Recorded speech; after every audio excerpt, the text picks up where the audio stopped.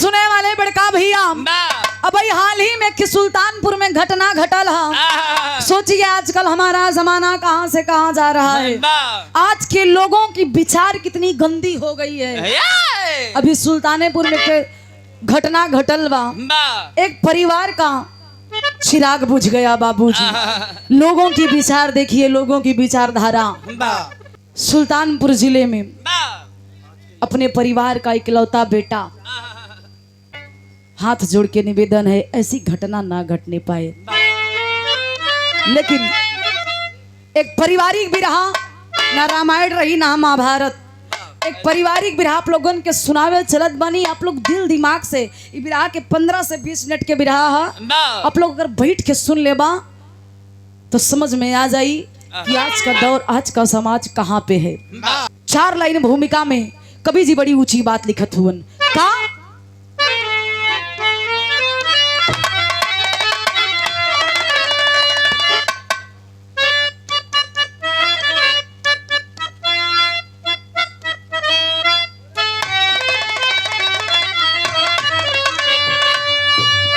कि आज विश्वास,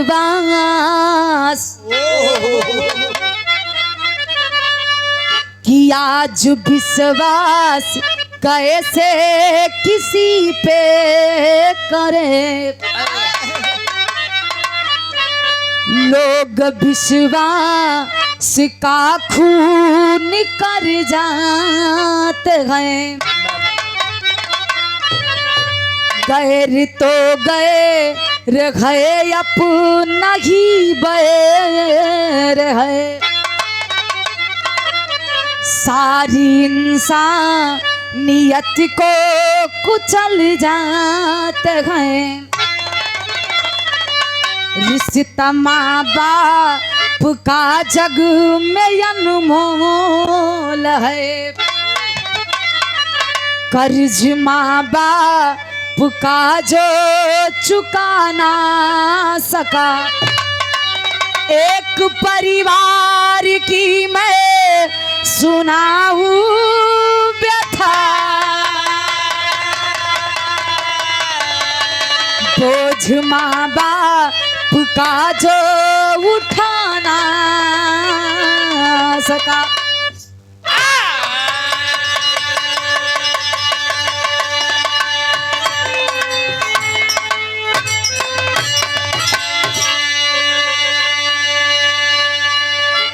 मैं हमेशा बताया करती हूँ, आज भी अपने बिरहा में बताने का काम करने चल रही हूँ। यह दुनिया अगर टिकी है तो रिश्तों से, प्यार से, लेकिन आज यही रिश्ता शर्मसार हो रहा है। बताया जाता है अपने से बढ़ के कोई हित नहीं, अपने से बढ़ के कोई दुश्मन भी। अगर आपके बारे में कोई अच्छा चाहता है तो वो अपना है, अगर बुरा चाहता है तो भी वो अपना है। कहे से कि घर केहू से डर बा भैया तो अपने से बा, दुश्मन से डर नहीं बा। दुश्मन का आप खुद ही होशियार रहा कि दुश्मन आप फलाना कहीं पा जाई तो कुछ गड़बड़ कर देगी। लेकिन अपने पे लोगन के भरोसा रहेला। जहाँ भरोसा बा, जहाँ उम्मीद बा, वही धोखा बा। कहानी कहाँ के बा, बिरहा में एक लाइन गजल है गुरु जी।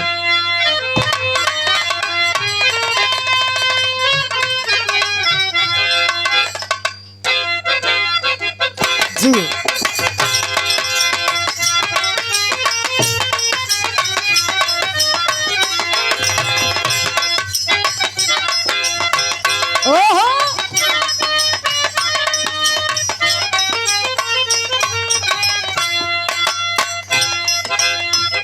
मेरे रस के कमर,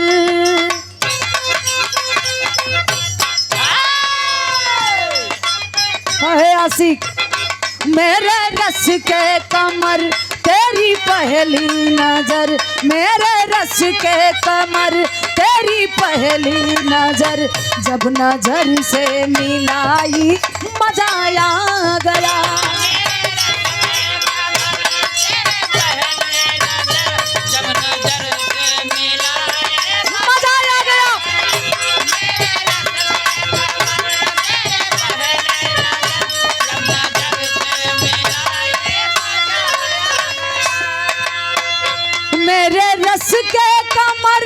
तेरी पहली नजर।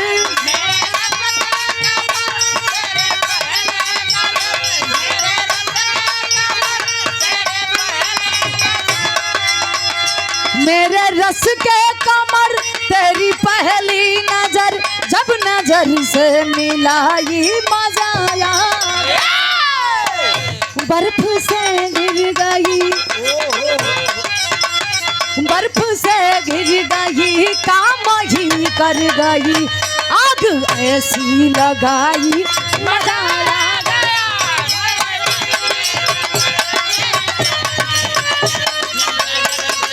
अरे जिया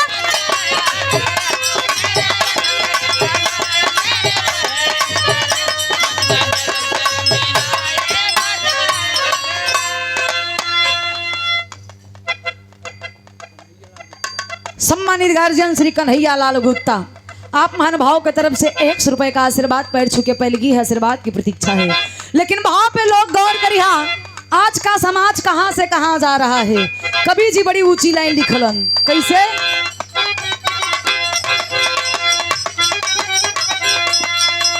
सूर्य की रोशनी, सूर्य की रोशनी जब धारा पे पड़ी, सूर्य की रोशनी जब धारा पे पड़ी, कोई सोता रहा कोई जाग रहा।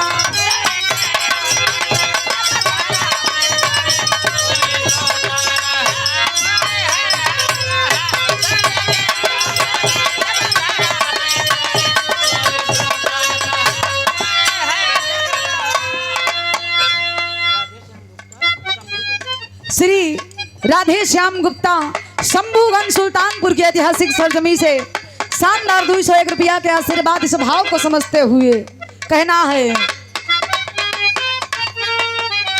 क्या बात है, बहुत अच्छे। सूर्य की रोशनी जब धरा पे पड़ी,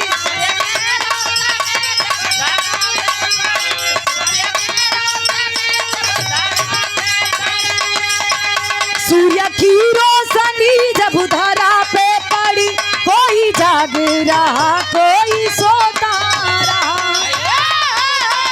आज अपना पराया ये क्यों हो रहा, आज अपना पराया ये क्यों हो रहा। कोई हंसता रहा कोई रोता रहा।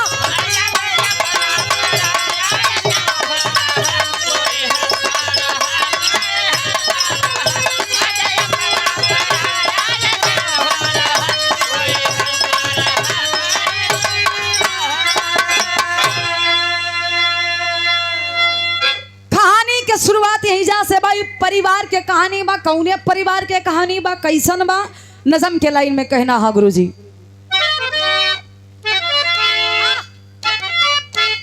जियो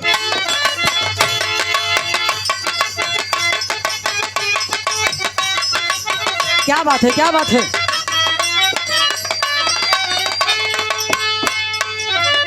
लाल जी ललिता,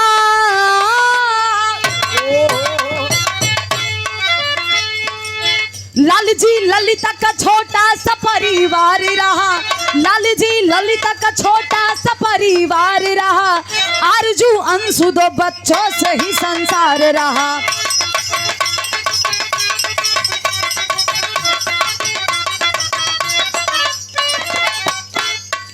शादी अंशु की हुई,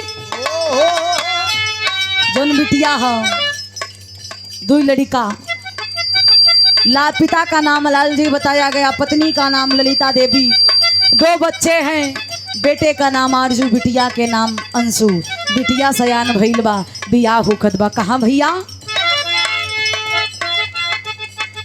शादी अंशु की हुई अपने वो ससुराल गई, शादी अंशु की हुई अपने वो ससुराल गई, सुघर पति को पाके जिंदगी खुशहाल रही।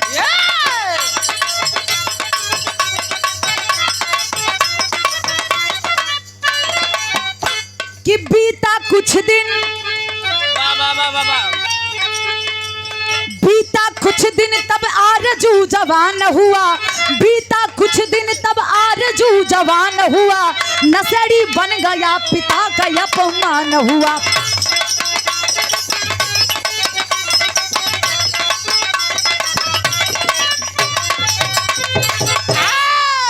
कहानी के लोग समझला। नगर पंचायत सुवंसा के ऐतिहासिक धरती से चलकर आए श्री महेंद्र गुप्ता बाबूजी की तरफ से यह शानदार 100 रुपए का आशीर्वाद। बहुत बहुत प्रणाम है। गलती हुई कहा कुछ नहीं सही है कि उपस्थित जनता जनार्दन के बहुत बहुत प्रणाम। बा कलाकार हुवन तबे कलाकार के समझत हुवन फीलिंग्स। ए भैया कहानी के तनी गौर से लोग समझिया। परिवार बड़ा सुखी परिवार। मुखिया के नाम लाल जी, उनके पत्नी के नाम ललिता देवी, 2 लड़का।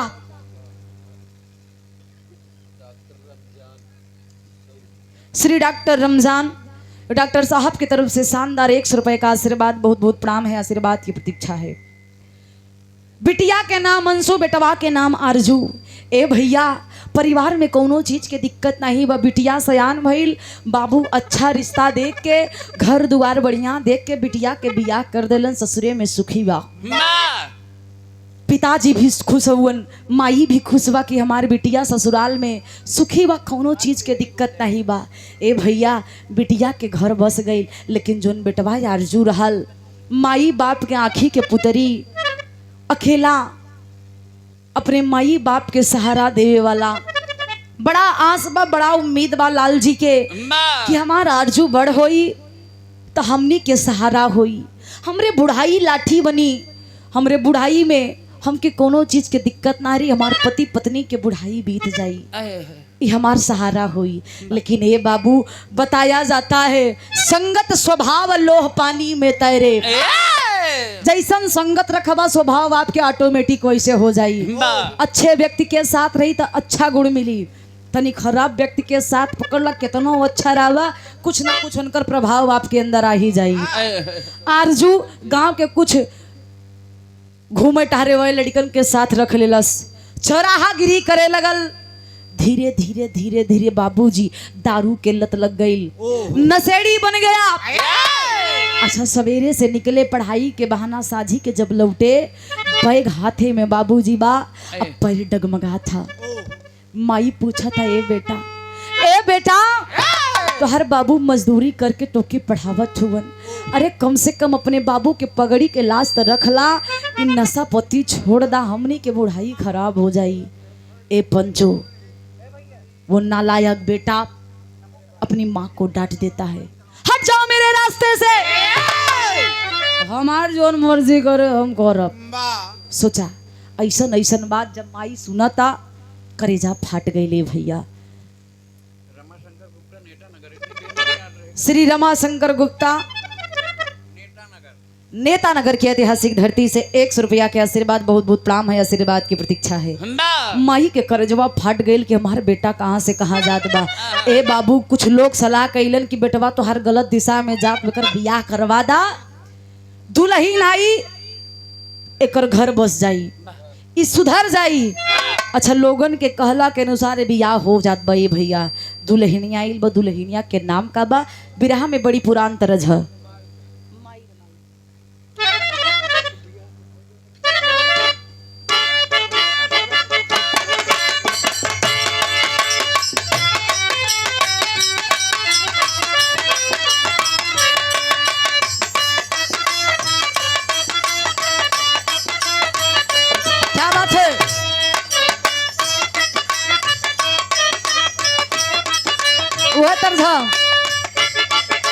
माहिर माई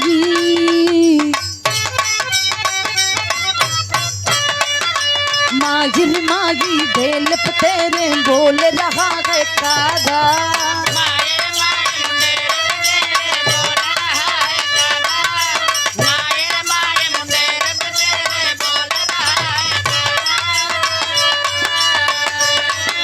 माहिर माई मुंडेर पे तेरे बोल रहा है कागा, जोगन हो गई तेरी दुलारी मन जोगी संग लागर माई।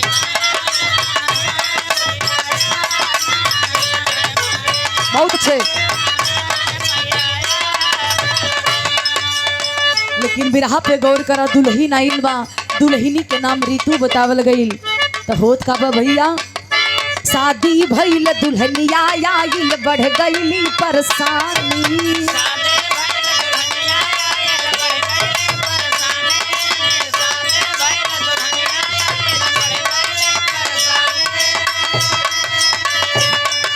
शादी भइल दुल्हनिया आइल बढ़ गईली परेशानी। एनिया वनिया घूमैया नाही करे किसानी रे बाबू।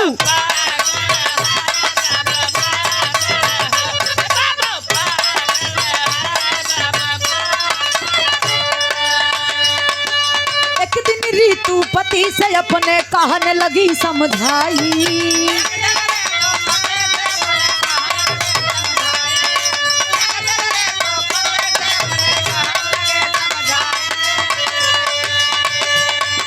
गाँव छोड़ के शहर में पियवा जाके करा कमाई।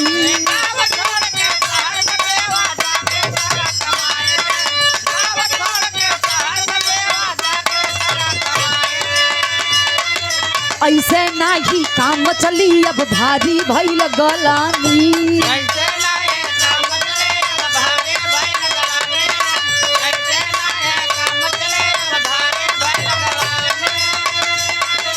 ऐसे नाही काम चली अब भारी भइल गलानी। एनिया वनिया घूमई अर्जू नाही करे किसानी रे बाबू।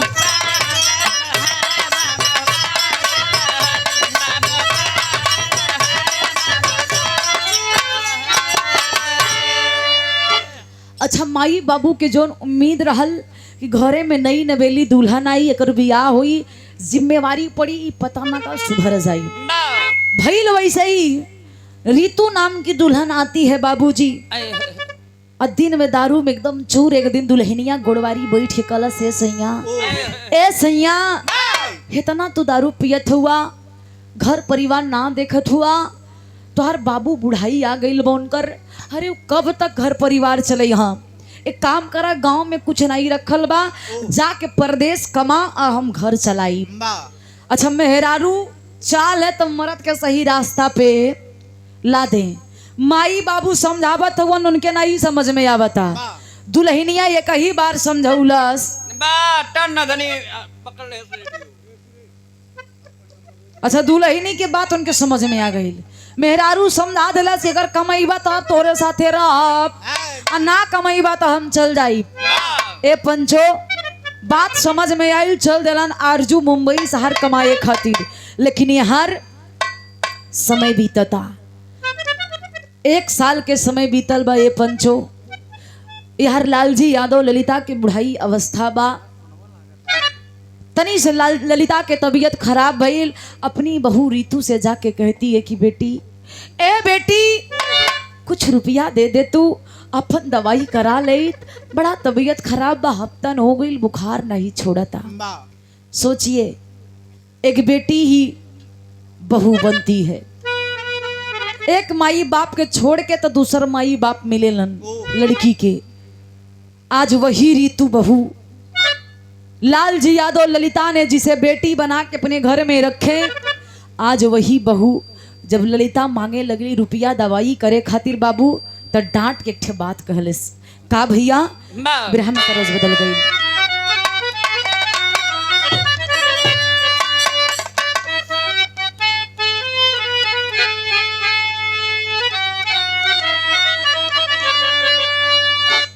कहली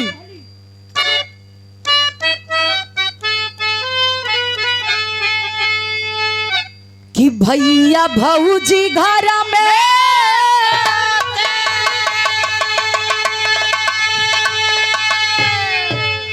कि भैया भौजी घर में सूता, और हम सूती दलानवा निदियाना, निदियाना आवे जगले हो जला बिहानवा, निदियाना आवे हो जले बिहानवा, निदियाना आवे हमारा हो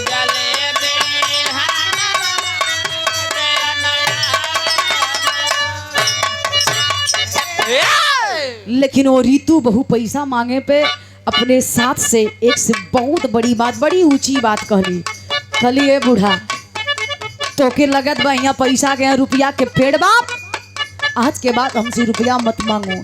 माई के आंख में आंसू बा की बेटी कवन बात बोलत हो। अरे हमार तिकलौता बेटा बा जौन मुंबई में बा, तो वही घर परिवार चलावत बाड़ू, कुछ रुपया दे दा इलाज करवा ले। लेकिन वो नालायक बहू डांट के एक बड़ी ऊंची बात कहती है अपने सास और ससुर से। क्या कहती है?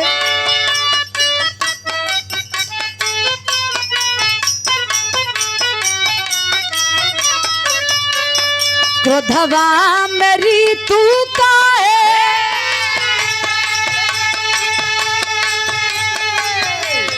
क्रोधवा मेरी तू का है, हथवा उठाई के ऐसे न दवैया हो,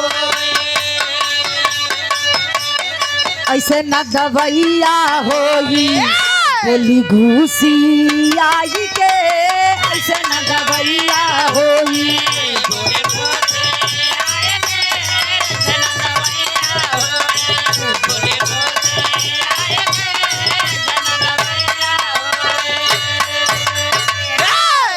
ललिता से कहती है कि ऐसे दवा नहीं होगी, मेरे पास रुपए नहीं है, आज के बाद हमसे रुपए मत मांगिएगा। माई के बुढ़ाई अवस्था बा, बाबू के बुढ़ाई अवस्था बा, हथवा जोड़ के रोवत हुए ने बेटी, अरे हमने केकरा से पैसा मांगा, अरे तू तो हमार बहू बाड़ू ना, कुछ रुपया दे दा इलाज करवा ले, ना तो लागत हमार मौत हो जाई। वो रीतू नालायक बहू कहती है कि मर रही हो तो मर जाओ, तुम्हारे बगैर मेरा कुछ नहीं बिगड़ेगा। शर्त रखलस, कवन शर्तिया है? श्री घर मालिक कन्हैया लाल गुप्ता आप महानुभाव के तरफ से इस भाव को समझते हुए 200 रुपए का आशीर्वाद बहुत बहुत प्रणाम है।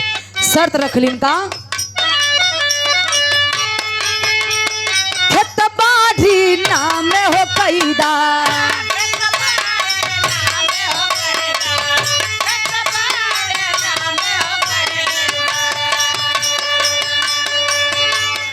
इह पासा काम तू कैदा,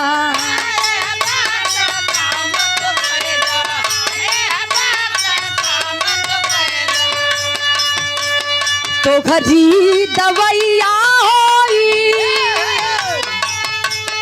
तो घरी दवैया होई, बोली घूसी आई के ऐसे न दवैया होई।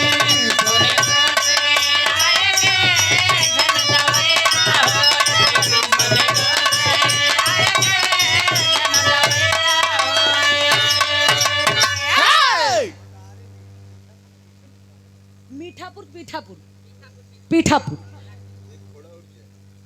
मदारी पीठापुर ऐतिहासिक धरती से 21 रुपया के आशीर्वाद।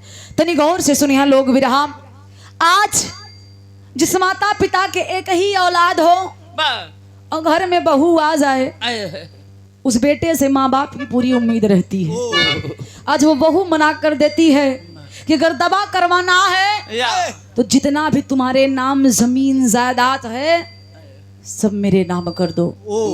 आई बतिया सुन के बाबू लाल जी यादव लगे कि जमीन पैर के नीचे से जमीन खिसक गई।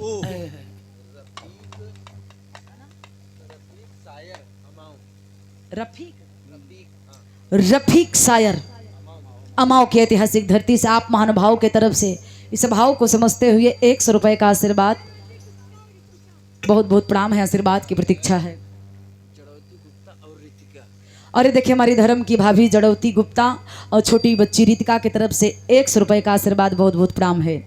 गौर से दिया तनी से भैया लोग, आज वो रीतू बहू कहती है कि जितना भी जमीन जायदाद तुम्हारे नाम है सब मेरे नाम कर दो, तभी 1 रुपए मिलेगा, नहीं तो पैसे नहीं है मेरे पास। हे भैया हे तनी बतिया लाल जी यादव ललिता सुनली, कलेजवा पे लागे केहू छुरा चला दे, कपार पकड़ के बैठ के डेवढ़ी पे रोवे लगली, खाली हाय रे विधाता, हाय रे भगवान, इतने देखे के पहले हमार कहे न मौत हो जात। अरे हमारे बहू हम ही से कहा था कि जमीन जायदाद हमरे नाम कर था तब दवाई कराई। लाल जी यादव जाके हाथ जोड़ के एक भिखारी मती हथवा जोड़ के रोवत हुवन, कहत हुवन कि बेटी अगर तो के जमीन से मोह तो चल के आज ही हम तोरे नाम पूरा जमीन जायदाद कर देत बानी, लेकिन अपने माई के दवाई करावे खातिर कुछ रुपया दे दा। नालायक बहुत शर्त रख के बाबूजी कुछ रुपए देती है, दूसरे दिन जाके जमीन जायदाद पूरा अपने नाम करवा लेती है। समय बीता था तो आज ऋतु बहुरिया कैले का बा भैया, एक लाइन माई बहन की तरह जो भैया।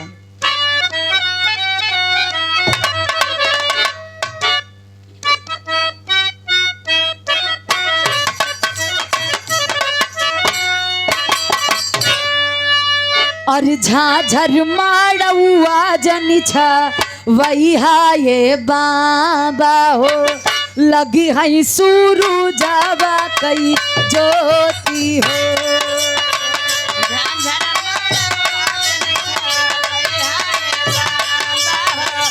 बहुत अच्छे।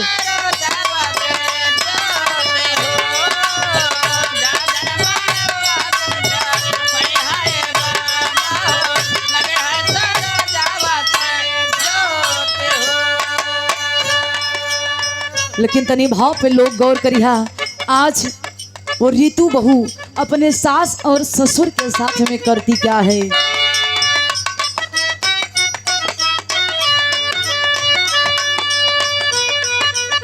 घरवा दुआरा खेती बरियाली खाई लिहलस, घरवा दुआरा खेती बरियाली खाई लिहलस, बीतल सा मैया एक साल हो।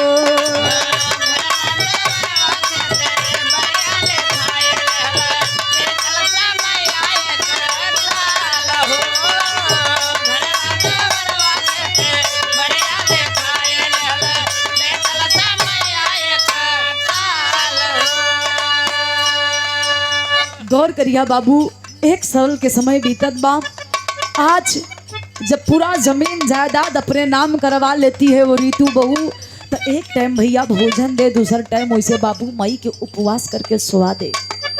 वो खनवा सजवा के जब दे तो सवेरे के बासी रोटियां भी भैया कड़ी हो गई रहे एकदम। माई बाबू तोड़े तो रोटी टूटे ना।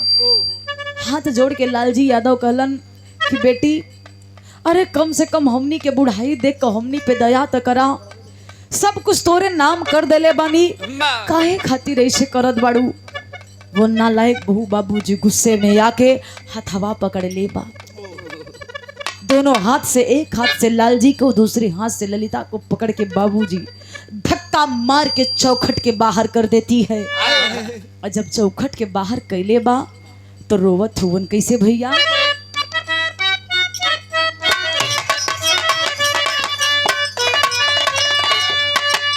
सासा ससुर के घर से मारी के निकाली दिहलस, सासा ससुर के घर से मारी के निकाली दिहलस, बेटवा भी लिहलस ना हाल हो।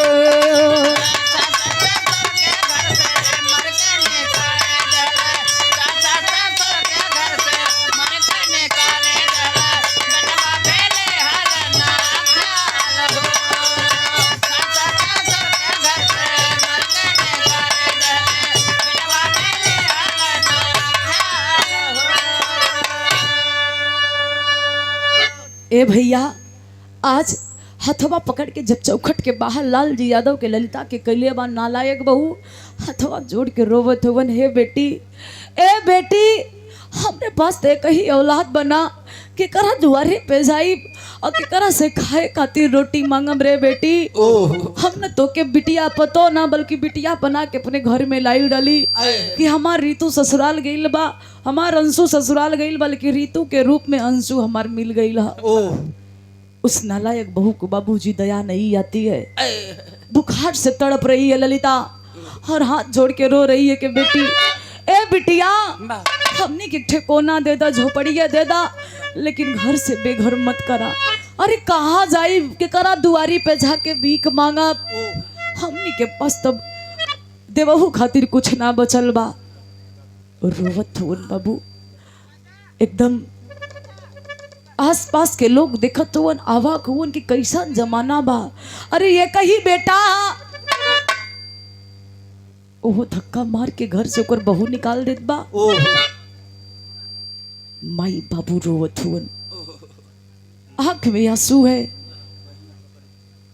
आओ है लाल जी यादव अपने पत्नी की बाह पकड़ के उठौलन, खलन है ललिता, अभी तेरा पति जिंदा है, मैंने तुमसे शादी किया है ना, सोच ले कि मेरा इस दुनिया में कोई नहीं है, मैं हूं तेरा सहारा बन के, जब तक इस शरीर में जान है तब तक तुम्हें भूखे नहीं सोने दूंगा। ललिता रोवता कलश के, ए भगवान अगर यही दिन दिखावे के रहल काहे के हमरा के औलाद देला, हमके लोग अगर बाझिन कहतन तब वो कम से कम भी सब्र होत कि भगवान हमके औलाद ना देलन। अरे ऐसा औलाद से का फायदा, हमके औलाद बा। रोवत हुवन बाबूजी बारे जमाना, लाल जी की बुढ़ाई बा, हथवा से उठा के एक हाथ में बाबूजी लाठी है, एक हाथ में पत्नी के बाह पकड़ के कस के अखबारी में भर के चलत हुवन। बारे विधाता तेरी लीला। रोवत हुवन चलन कहा भैया विदेशिया में कहना है।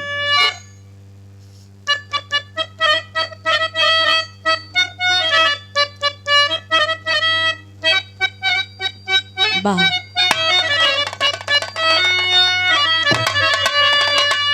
कि माई बाबू दर दर के हर भाई ले भिखारिया, और बाजारा के भाई ली हर समय आए बाबू,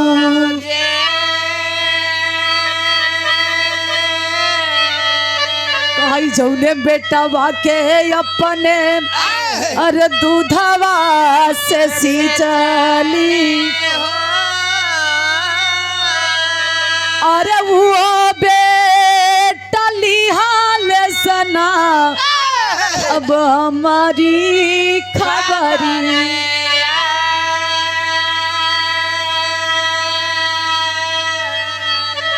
भिखिया के मांगत मांगत वह जम्मू की सहरिया,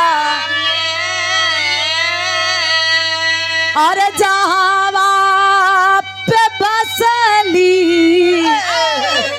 बसनो मयरी,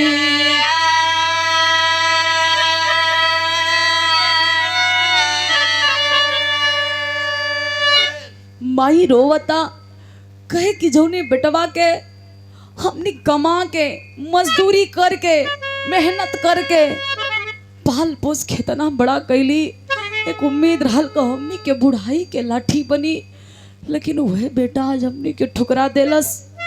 जौने बेटा के अपने सीना से लगा के अपने सीना के दूध पिया के इतना बड़ कैली, आज वह बेटा ठुकरा देलस। रोवत होवन बाबूजी, बुढ़ाई अवस्था बा, आंख से लौकत भी नहीं बा, भीख मांगत मांगत मांगत माँ वैष्णो देवी के दरबार में पहुंचते हैं। होता बा कि भिखिया के मांगत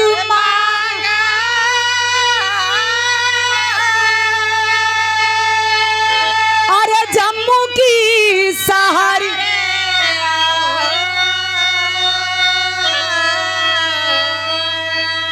अरे जहां पे बसली बसनो मयरी,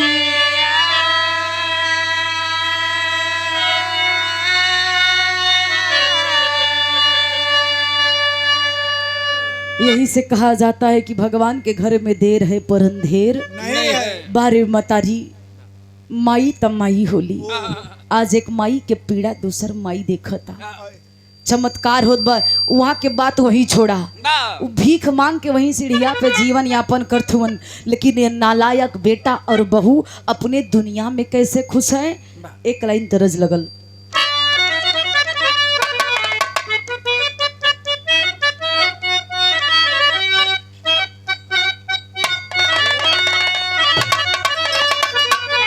और खटिया के नीचे घुसल चोरावा, सासु तानी कारा नाया जोरावा,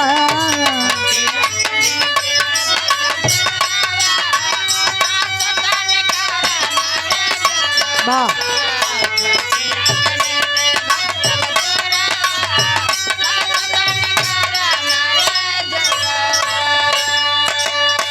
लेकिन माई बाबू के दर दर पे ठोकर खाए के मजबूर करके नालायक बेटा और बहू करते क्या है, पूरा घर का जो अपने गांव का जमीन था सब कुछ बेच के मुंबई शहर में एक अपना अलग आशियाना बसा के रहते हैं।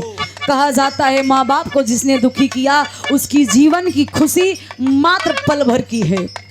आज मुंबई शहर में आशियाना बसौले हुवन तो हो खतका बा खुशिया में घूमई दूनू जनावा भैले जबकि गोदी में ललनावा।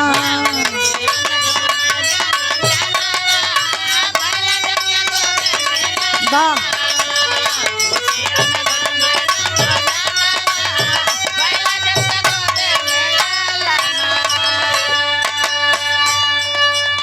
धीरे धीरे बीतल 5 साल कई समाइया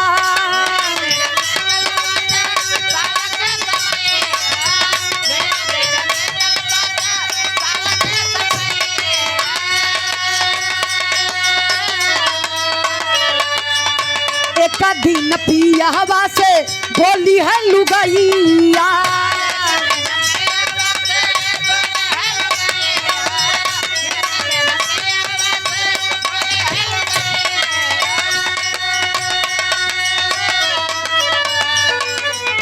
तो हरा सही है बस मंगाना मांगा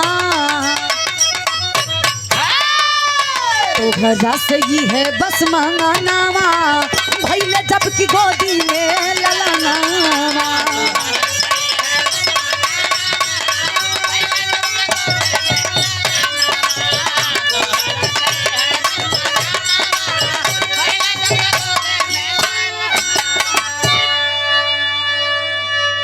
ए भैया 5 साल का समय बीत जाता है। मुंबई शहर में आशियाना बसा के दोनों पति पत्नी रह रहे हैं। एक ठे गोदी में लड़का भइल बा। आज लड़का 5 साल के हो गईल। बेटवा के नाम का रखले हुवन सुरेश।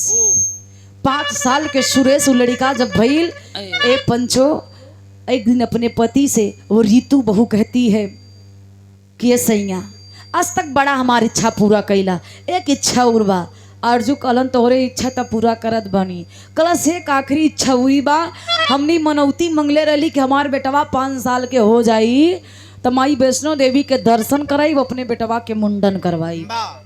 सोचिए माँ बाप की स्थिति कहाँ है, माँ बाप कहाँ ये किसी को नहीं पता न वो बेटवा के याद आवता। बेटवा के मुंडन करावे कहाँ चलत हुवन, जम्मू माई वैष्णो देवी के दर्शन करे।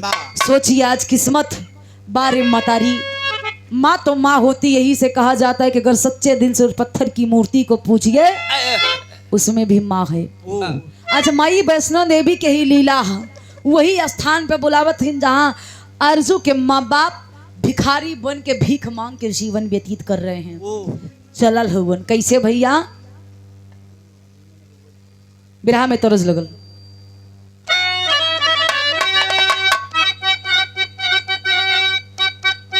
क्या बात है,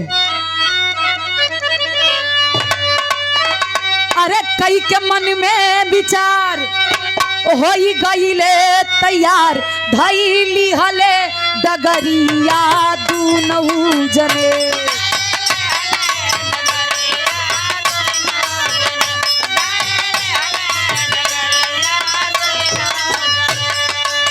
पहुंचल हुवन कहाँ, कटरा शहर, वही जहां माई बाबू भीख मांग के जीवन व्यतीत करत हुवन। जब आरजू अपनी पत्नी और बेटे सुरेश को लेके पहुंचता है तो एक दृश्य देख रहा है। वो कैसा दृश्य है, क्या बात है। पहुंच कटरा में जाई मरल जहां बुढ़िया माई नहीं फेरले नजरिया दूनऊ जने।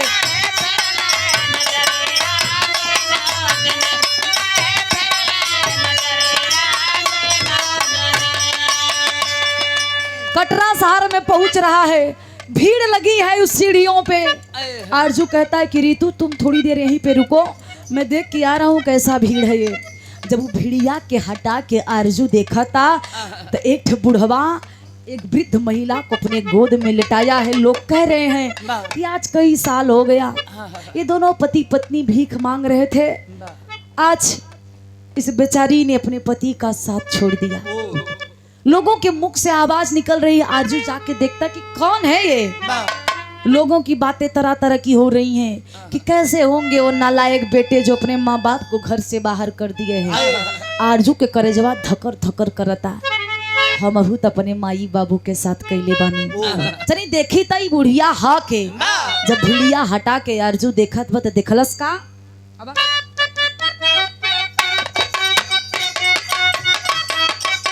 क्या बात।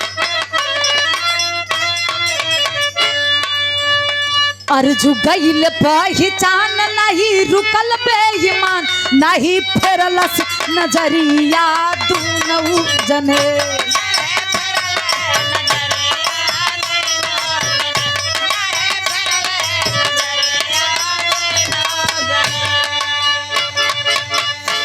ए भैया जब भिड़िया हटा के वो बुढ़िया के चेहरा देखलस तो पहचान गया, अरे वो ये तो मेरी माँ है, ये तो मेरे पिताजी हैं। अवाक रह गया। थोड़ी देर उसी जगह खड़ा है, लोग धक्का मार के आगे चल जा रहे हैं। रितु दूरिये से देखत कला सैसन का देख लेला नी, हमनी जात ही दर्शन करे, लसिया के दर्शन करके पता ना का करी है। देखा लोगन के विचारधारा है कि लाश के दर्शन कर ले बता शुभ हो जाई, जबकि ऐसा नहीं है। वो रितु नालायक जाती है उस भीड़ में, आरजू को कहती कि आप यहाँ क्यों खड़े हैं, चलिए हमको दर्शन करना है। आरजू ऐसे हथवा पकड़लस, कलस हे रितु हई लागत हमार माई है, ये हमार बाबू होवन। वो नालायक एक बार देखती है, पहचान जाती है, हथवा पकड़ के खींच लेलस भिड़िया से। कलस आप पागल हो गए हो क्या? अरे हम लोग दर्शन करने आए हैं, चलिए यहाँ से। ओकरे मन में डर बा कि अगर छीन जाए यहाँ हो ना हो माई मरल है के जाने ममता उफान मरबे करे, ई ना जाए दर्शन करावे। सोचिए कितना कठोर निर्दयी हो गई वो हरामजादी। अरे जिस माँ ने जन्म दिया, 9 महीना कोख में रखा, इस दुनिया में उस बेटे को लाया, आज है बेटवा अपने मरल माई के मुंह के ना निहारा दवा चल देता पत्थरे के माई के दर्शन करे। कहल गई बा एक माई के अपमान दूसर माई कबो ना बर्दाश्त करी। हाँ बिरहा में कवि जी के टेरी में लिखे के पड़े।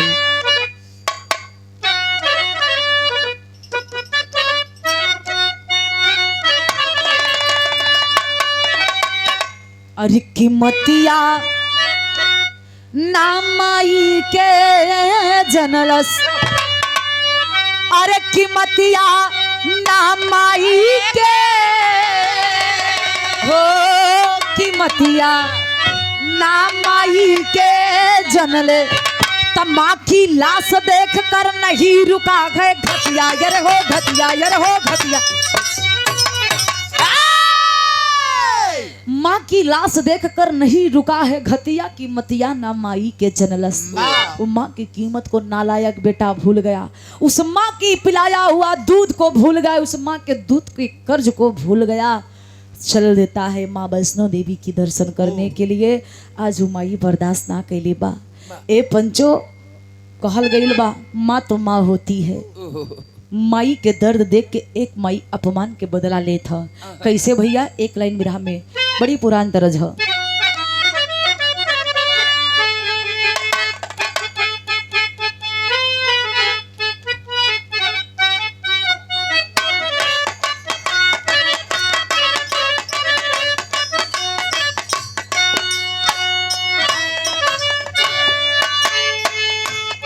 आज वो माई वो पत्थरे के माई के दिल से आह निकलता। कैसे भैया?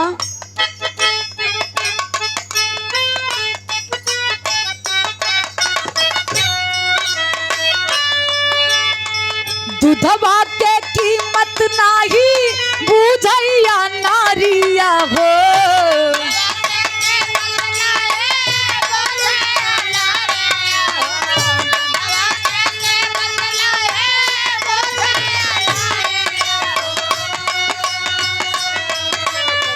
दूधवा के कीमत नाही करिया हो, चल दी है मुहावा के फेरी बात करिया हो।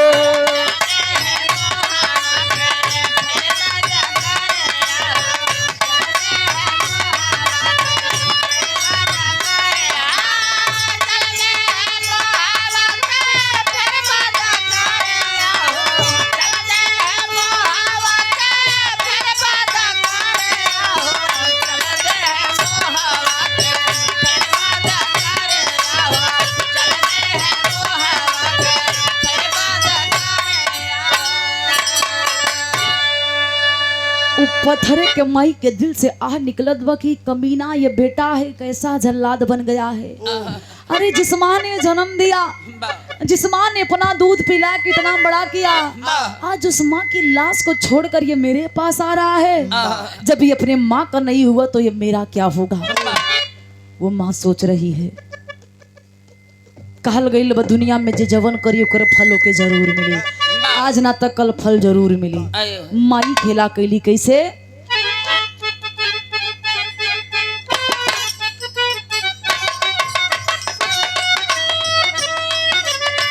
करनी के फला जग में दिल विधाता हो।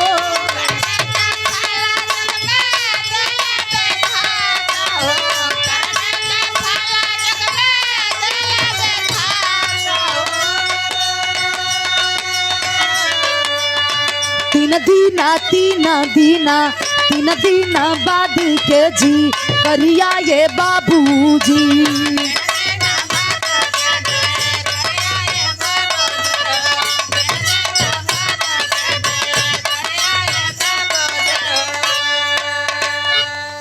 ए भैया 3 दिन के समय बीतत बा। माई के लाश देख के वैष्णो माई के दर्शन करके वो लड़का चल देता है खुशियां मनाने। तीसरा दिन बा बाबूजी, रीतु अपन बेटवा सुरेश के साथ एक हाईवे क्रॉस कर रही थी और अचानक एक ठे कार आइल बा। और जब वो कार आइल तब माई बेटवा के एक्सीडेंट भइल बा। होकत का बा भैया, पापट में कहना बा,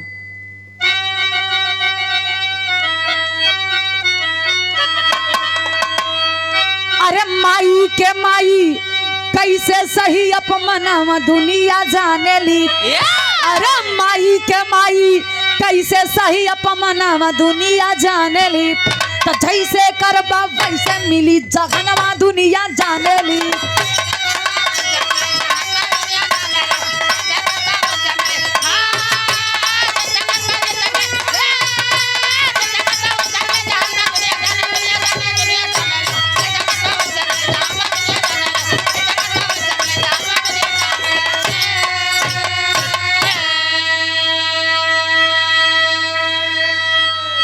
एक दिन रीतु सुरेश बेटा संग गई बाजार में आई।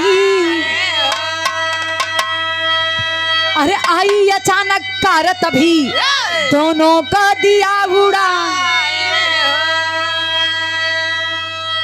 ए भैया अचानक कार आइल बा, हाईवे क्रॉस करत रहे रीतु अपने बेटवा सुरेश के साथ में। अचानक कार आई, बाबूजी दोनों को उड़ा दी। वही जगह पे बताया जाता है सर से ब्लड निकल रहा है। अच्छा, आज के दौर में, आज के समाज में ऐसा भी देखे के मिलेला, मानवता एकदम से लोगों के अंदर से मर चुकी है। आजकल रोड पे अगर जाइबा तो आए दिन एक्सीडेंट होला। रोड पे एक्सीडेंट भइल बा, लोग तड़पत हुवन, लेकिन घेरे खातिर 50 लोग दिखाइए आपके, वीडियो बनावे खातिर 10 मोबाइल निकली, लेकिन एक भी व्यक्ति उसमें से जाकर उठा के उसे हॉस्पिटल जल्दी से नहीं भेज देता कि कम से कम जल्दी से जल्दी इसको हॉस्पिटल भेज दो, इसकी जान बच जाएगी। आज के समाज में, आज के दौर में इहो देखे के मिलेला। अब रीतु के एक्सीडेंट भइल बा, सर से खून निकलता, लोग जुटल हुवन, केहू ही ना करत बा कि जल्दी से उठा के हॉस्पिटल में ले जाएंगे। तनी देर देखा तो तब तक बाबूजी शरीर से ब्लड निकल गई और रीतु के वही जगह बाबूजी मृत्यु हो गई। बेटवा सुरेश जोन 5 साल के बा बेहोशा तड़पत बा। एक सज्जन व्यक्ति उसी भीड़ से निकला, गोदी में बच्चे को उठाया और कुछ लोगों से मदद मांग के रीतु और उसके बेटे को नजदीकी हॉस्पिटल में ले जाके एडमिट करवा दिया। वाह खबर गई आरजू को। आरजू दौड़ते हुए आता है बाबूजी। जब दौड़त के आइल बत समनवा का मिलल एक सफेद चादर में लिपटी हुई लाश। अवाक रह जाता है, सहम सा जाता है। अरे ये मेरे साथ क्या हो रहा है? 3 दिन पहले मैंने अपनी माँ को खो दिया वाह और ये सफेद चादर में किसकी लाश है? ओह लोग पकड़ते हैं कि धैर्य से आप काम लीजिए, आपकी बीबी आपकी पत्नी इस दुनिया में अब नहीं रही। ओह लसिया के पकड़ के आरजू रोवता कि हमरे साथे का हो गई। अरे हमरे जिए के आधार हमार पत्नी रहल, ओह क्यों भैया मदद कर दा हमरे पत्नी के हम जियादा। लेकिन अचानक होश आइल बा, बेटवा के अपने खोजत बा। कैसे भैया? आल्हा में कहना है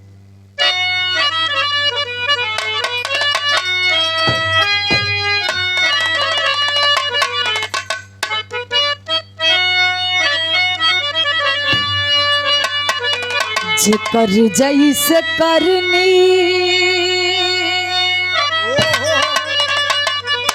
और जेकर जैसे करनी भरनी वैसे दुनिया में भैया।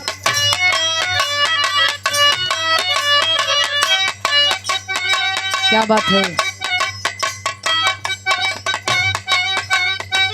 लेकिन कोई जग में नहीं करेला विचार।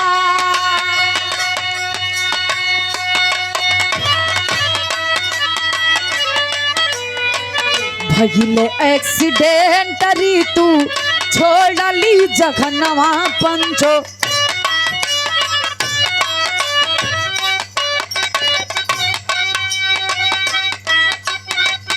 बेटा सुरेश के हालत बा गंभीर।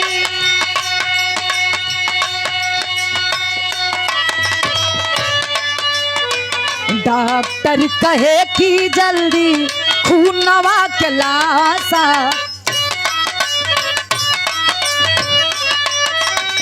ना हिता ललानावा के बची ना परा।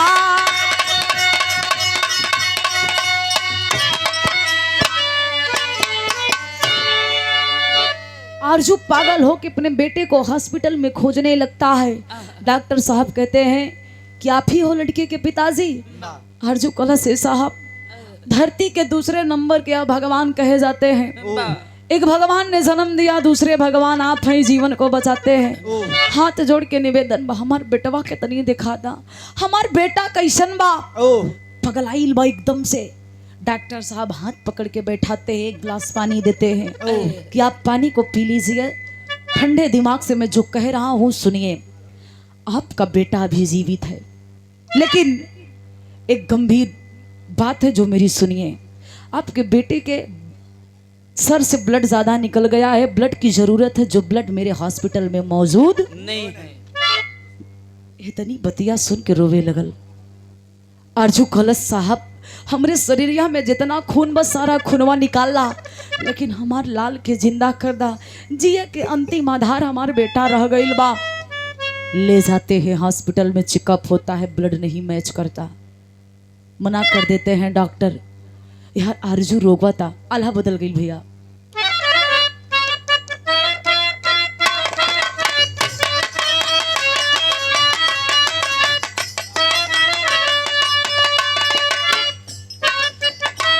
कहलन कहेला भिखारी हम दई दे बैखुनावा,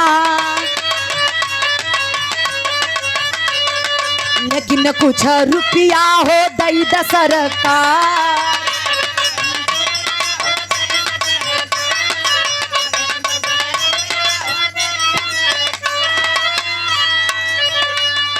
मरल मोर बुढ़िया हम करबैते रहिया।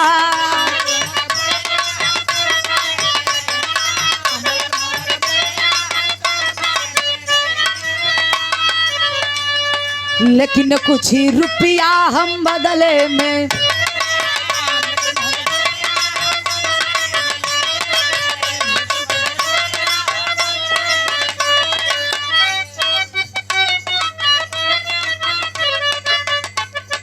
लई के रुपैया हो दे लाग खुनावा।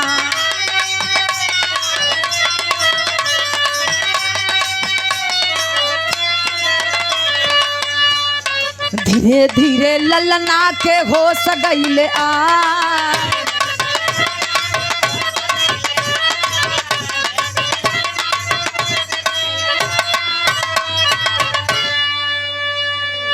ए भैया, उसी समय भगवान के रूप में एक भिखारी आता है। डॉक्टर साहब के केबिन में जाके घुस जाता है, हाँ, पैर पकड़ के कहता है कि साहब, ए साहब, हमें कुछ रुपए दे दीजिए, जरूरत है। अच्छा, डॉक्टर साहब पहले शरीर देखलन, शरीर पे एकदम फटा चिटा कपड़ा, मांस नहीं बल्कि हड्डी के ढांचा बचल है, बड़ा बड़ा बाल, शरीर से बदबू भी आवता। डॉक्टर साहब के लगल के कोनो भिखारी जल्दी से हॉस्पिटल में आ गई। हाँ, डांट के कहते हैं, अरे कहाँ सब मर गए, ये भिखारी कैसे मेरे केबिन में आया, निकालो बाहर। भिखारी हाथ जोड़ के रोवे लगल, ए साहब, आपसे खैरात में हम पैसा ना मांगत बानी। अरे हम भिखारी ना बानी, बल्कि समय के मारल बानी, जो दर दर के ठोकर खाद बानी। डॉक्टर साहब कहते हैं कि रुक जाओ, क्या चाहिए तुमको, क्यों पैसा मांग रहे हो। खलस के साहब, मेरी बात पूरी तरह से आप सुन लीजिए। मेरी पत्नी थी जो मेरे जीने का आधार थी, मेरी जीवन संगिनी थी, आज इस दुनिया में नहीं है, जो मेरे सुख और दुख में हमेशा खड़ी रहती थी, जिसके सहारे मैं जीता था, आज वो इस दुनिया में नहीं है। मेरी इच्छा है कि मैं कुछ रुपए लेके आपसे कुछ भिखारी को, कुछ गरीबों को दान दे के उनका पेट भर के, उनको भोजन करवा के अपने पत्नी के आत्मा को शांति दिलाना चाहता हूं, उनकी तेरवी करना चाहता हूं। डॉक्टर साहब पूरी बात के सुन के बाबूजी, डॉक्टर साहब के आंख से आंसू गिरे लगल। कलन बारे जमाना, इस जमाने में ऐसे ऐसे भी व्यक्ति हैं जो तन पे अंग नहीं है, खाने के लिए भोजन नहीं है, फिर भी पत्नी का तेरवी करने के लिए भीख मांग रहे हैं। कहते हैं आप सही टाइम पे आए हो, अगर आपका ब्लड ग्रुप उस बच्चे से मैच कर गया तो आपको बदले में 5,000 रुपए मिल जाएगा। ले गई ले बाबू, बारे विधाता तो हर चमत्कार। ब्लड ग्रुप सुरेश के ब्लड ग्रुप से मैच हो गई, लड़का के खून उतारल गई, लड़का के खून चढ़ावल गई, होश में आइल हा। खुशखबरी डॉक्टर साहब आरजू के देलन। आरजू रोवे लगल, कलश के साहब, हकीकत में आप मेरे भगवान हैं, मेरे बेटे को दूसरी जिंदगी दे के आप मेरे भगवान हैं धरती के। डॉक्टर साहब कहते हैं कि नहीं आरजू, नहीं आरजू, मैं नहीं हूं भगवान, मैंने कुछ नहीं किया। जानते हो किसने वो जिंदगी दी? आरजू अवाक रह जाता है, कौन है वो? डॉक्टर साहब कहते हैं कि 1 मिनट रुको, उस इंसान को पैसे की जरूरत है, मैं तुम्हें बुलाता हूं। भिखारी के आवाज लगवलन, केबिन से भिखारी बहरे निकलल बा। आरजू देखा था, जब वो भिखारी के आरजू देखलस एकदम आवाक, अरे ये तो मेरे पिताजी हैं। एकदम आंख बाबूजी बुढ़ाई के मारे पहचान में नहीं आवता, कमजोरी बा शरीर में, शरीर पे चिथड़ा बा। बड़ा बड़ा बार बाबूजी देखत हुन, यार दौड़ के आरजू गइल बा, बाबू शब्द कहले बा, पिताजी। इतनी बतिया जब वो भिखारी के कान में गइल, कलश, हाँ ये आवाज सुनी सुनी सी लग रही है, ये तो जैसे मेरे बेटे आरजू की है, लेकिन मेरा बेटा कहाँ होगा यहाँ पे। आरजू जाए के गोड़वा पकड़ के माफी मांगा था, पहचानत रहूं, हथवा पकड़ के उठौलन तो कैलन का भैया बिरहा में खड़ी के भाव है।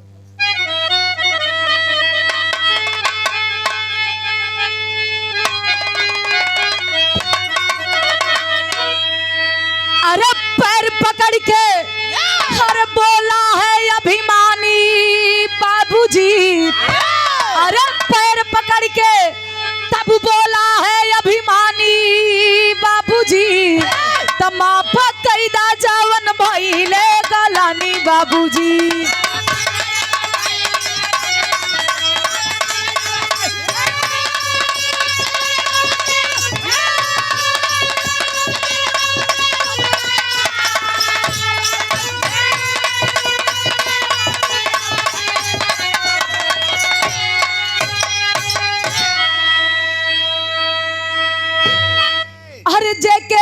तू देखे यौला अरे वो बात तोहरो नाती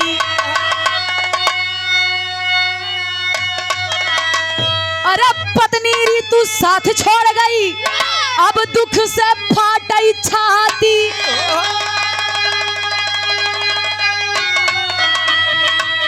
कि जिंदगी हमारा हो गई ली बेपानी बाबूजी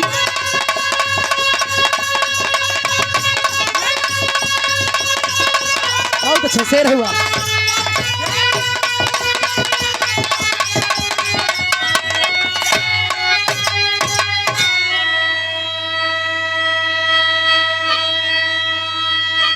ए भैया बाबू की पहचान में नहीं और बकान से आवाज सुनते उन लागत हुन पहचाना बा हथवा पकड़ के उठोलन कलन बेटा काहे रोवत हुआ अर्जु कलश है बाबू ए बाबू तू हमके ना चीनत हुआ अरे हम तो हर बेटा बानी अरे हुए अर्जु जेके तू अंगुरी पकड़ के छलावे सिखौला जेके भोजन दे के अपने हाथ से खियौला आज अपने बेटा के ना चीनत हुआ।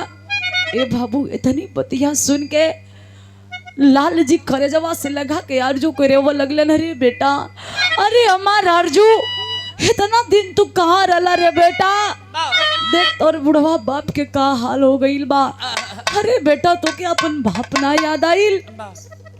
ए भैया रोवत वो पिता और पुत्र मिलन भइल बा। बताया जाता है बेटा भले नालायक हो जाए लेकिन पिता के लिए हमेशा ओकरे करेजे के टुकड़ा बन के ही रहेलन।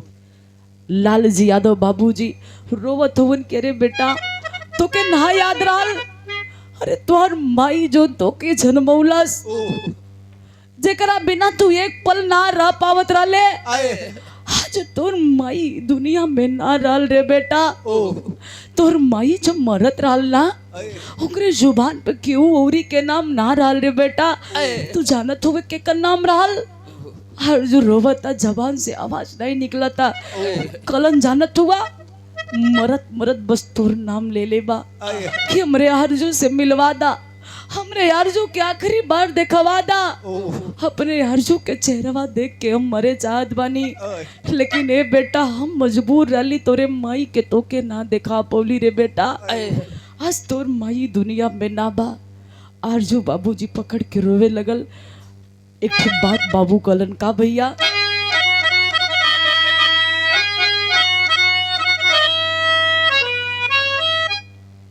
अरे बेटा तोरी माई हमके गईली बिसराई कैसा बजानत बाटी बाबू हम ना बताई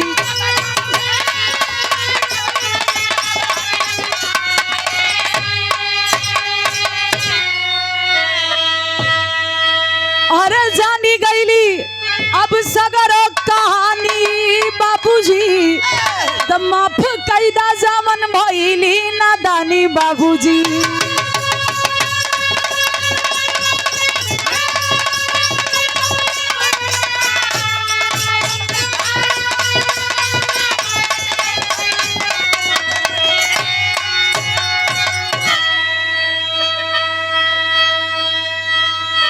ए बाबू पूरी बात के जान के अर्जु कलश बाबू हमके सब पता बा आज वही के फलम के मिलल बा। एक बार फिर से बाबूजी पूरा परिवार मिला। अर्जु ने सीख दिया कि जो जिंदगी में माँ बाप को ठुकराएगा उसे जिंदगी में कहीं भी खुशी कहीं भी सुकून नहीं मिलेगा। सत्यता यही है जिसने माँ बाप की कदर नहीं की दुनिया उसकी कदर नहीं करती। मैं एक बात हमेशा कहती हूँ आज भी कहती हूँ आप किसी मंदिर मत जाइए किसी मस्जिद मत जाइए किसी देवालय मत जाइए किसी शिवालय मत जाइए। घर ही मंदिर है घर ही मस्जिद है घर ही दिवालय है घर ही शिवालय है। जिसने माँ बाप की पूजा कर लिया उसे किसी धाम की यात्रा करने की जरूरत नहीं है। दुनिया आपकी कदमों को चूमेगी। ए भैया सब कहते हैं कि जाने के बाद स्वर्ग मिलता। मैं कहती हूँ जिसने माँ बाप की सेवा कर ली उसे धरती पे ही स्वर्ग मिल जाता है। इस धरती पे ही स्वर्ग है इस धरती पे ही नर्क है। नर्क उसको मिलता है जिसने माँ बाप को ठुकरा दिया भले ही महलों में रह रहा है लेकिन वो नर्क की जिंदगी जी रहा है। जिसने माँ बाप की सेवा कर ली माँ बाप को खुश कर दिया वो भले ही झोपड़ी में है लेकिन वो स्वर्ग का राज कर रहा है। ए भैया परिवार में दुनिया में दू ही परिवार बा, एक सुखी परिवार ते एक गरीब परिवार। जानत हुआ सुखी परिवार के यहाँ जौने दुआरी पे बुढ़िया माई बाप के चेहरा पे मुस्कान हो, वो दुनिया का धरती का सबसे सुखी परिवार है। जिस दरवाजे में माँ बाप के आंखों में आंसू हो, निराशा हो, भले उसके पास थार हो, फॉर्चूनर हो, महल हो, अटारी हो, दुनिया का सबसे गरीब, सबसे दुखी, सबसे निर्धन परिवार वही परिवार माना जाता है। इसलिए हाथ जोड़ के निवेदन, मेरे बिरहा गाने का मतलब यही है कि आप लोग माँ बाप की कद्र करिए, माँ बाप की सेवा करिए। माँ बाप से बढ़ के इस दुनिया में कोई ना देवी ना कोई देवता है। और इस भाव को समझते हुए हमारे गार्जियन हैं बेलवार की ऐतिहासिक धरती से चलकर आए हैं। हमारे गार्जियन है जो हमेशा इस चाहे कहीं भी विराह हो हमेशा सम्मान दिया करते हैं। श्री बड़े भैया पप्पू पेट्रोल पंप के मैनेजर साहब, पप्पू भैया के तरफ से 100 रुपया के आशीर्वाद। कहाँ हुआ भैया, कहे तो पीछे हुआ वा। बहुत बहुत धन्यवाद बा, चाहे ठंडी हो चाहे गर्मी, ये लोग दूरी नहीं देखलन, ठंडी नहीं देखलन, बस बिरहा सुने जाए के बा। हमारे दरोगा भैया, हमारे पप्पू भैया के बहुत बहुत धन्यवाद बा। हमारे बिरहा गावे के मेन मतलब ये रहल कि आप लोग जो घर में माँ बाप है उनकी सेवा करिए, उनकी कद्र करिए। माँ बाप से बढ़ के ना कोई देवी ना कोई देवता है। आखिर अंतिम लाइन में कहना पड़ा भैया। और इस कार्यक्रम के आयोजक हमारे घरी मलकार, हमारे आदरणीय गार्जियन श्री माता फेर गुप्ता, इस भाव को समझते हुए 100 रुपए का आशीर्वाद। आज भैयन के 5 भाई हुवन, भले माई उम्र पूर करके गई बा दुनिया से, लेकिन कहीं न कहीं अखरत हुई कि हमार माई आज ही दुनिया में ना बा। सब केहू दिखात बा, हित मित नात रिश्तेदार सब आइल हुवन। दुआरी पे इतना लोग खा पी के गईलन, लेकिन लोग चाह ले तब माई के बुला दे तब माई आई ना। यही से कहल गई बा कि सब कुछ जहां में मिली जाई, समय रहे चेतलाई। भैया जेकर माई बाप ना होवन ओकरे दिल से पूछा माँ बाप की कद्र क्या होती है। जेकरे पास वो आज कदर नहीं करता। सब कुछ जहां में मिली जाई, लेकिन ये पंचो माई बाबू न मिली हम। अगर माई बाबू दुनिया से चल गईलन, माई बाबू के साया उठ गई तो दोबारा हर रिश्ता मिल जाए, लेकिन माँ बाप का रिश्ता नहीं मिलेगा। कुछ धरती पे चूतिया लोग हो नहीं कहलन कि माई बाबू मिल जाते बियाह कर ससुरारी माई बाबू। अरे जब अपने माई बाप के कदर ना कर पाएबा तो कौन उनकर कदर करबा। बुढ़िया कदर कर सब मिल जाए। जिसने अपने माँ बाप की कदर किया है वो सास ससुर का भी कदर करेगा। जब अपने माई बापे का ना कदर कर पाए तो सास ससुर का खा करबा। क्या बात है, सच्चाई है। हाँ, माँ बाप की कद्र करिए, दुनिया आपको सलाम ठोकेगी। अंतिम और आखिरी लाइन में कहना है,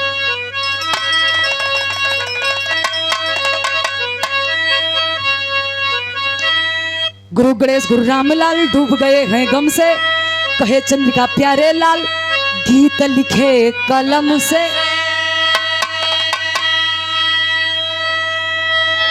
अरे कीमतिया ना माई के जनले, अरे कीमतिया ना माई के जनले, त ज्योति गया कभी के का देखबा अब कतिया, कीमतिया ना माई के जनले।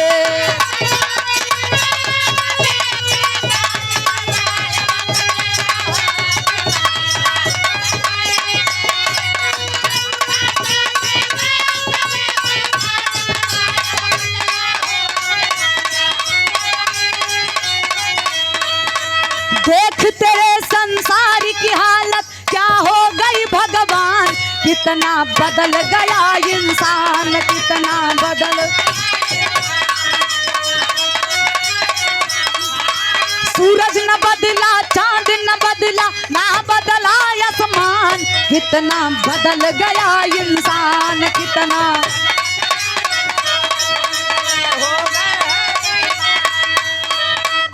ऐसा मत था भैया, क्या बात है। नहीं चाहिए दिल दुखा ना किसी का,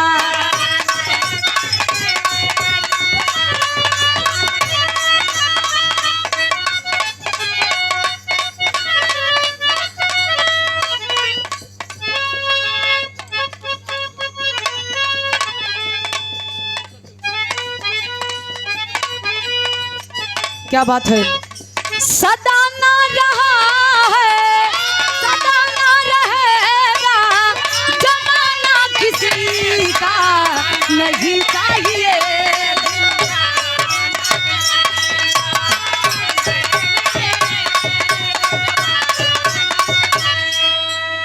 हमरे देवी प्रसाद भैया के कहो नाम में एक लाइन गादा, ओकरे बाद ई हमरे तरफ से कार्यक्रम के समापन रही और भैया के विराह के नंबर रही।